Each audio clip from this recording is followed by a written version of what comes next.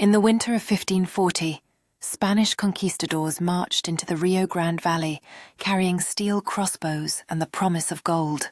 They were led by Francisco Vázquez de Coronado, who sought the fabled 7 cities of Cibola.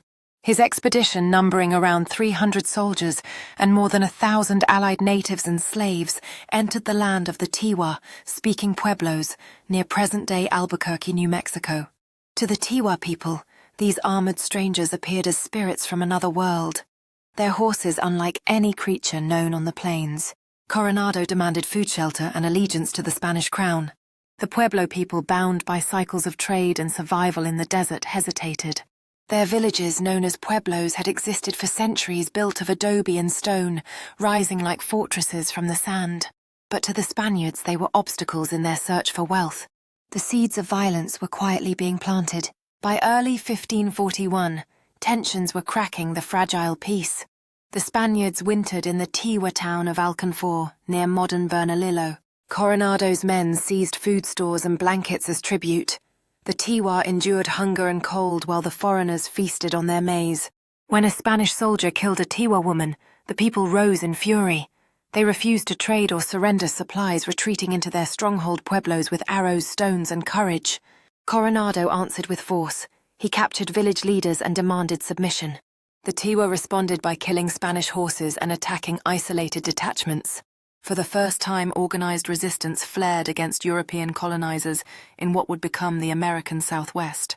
The desert winds carried the cries of the first rebellion, one that would echo for centuries across the Rio Grande.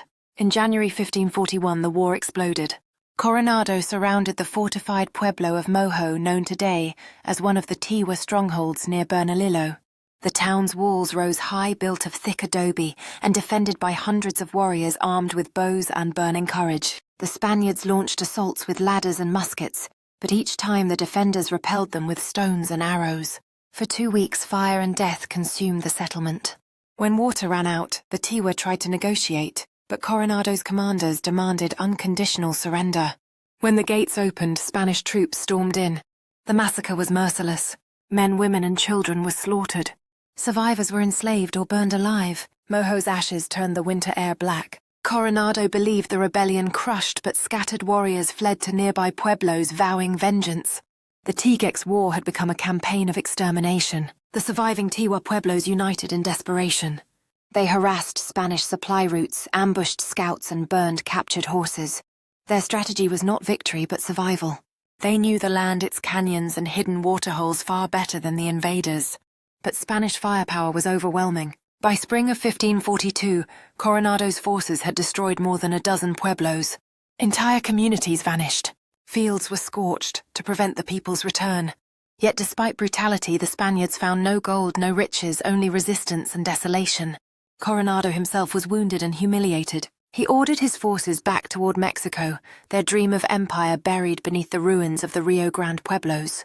Behind them, the Tiwa survivors crept from hiding, gathering ashes of their dead, singing mourning songs that told of betrayal under a cold foreign sun. When Coronado's army retreated in 1542, they left a scar on the land that would never heal.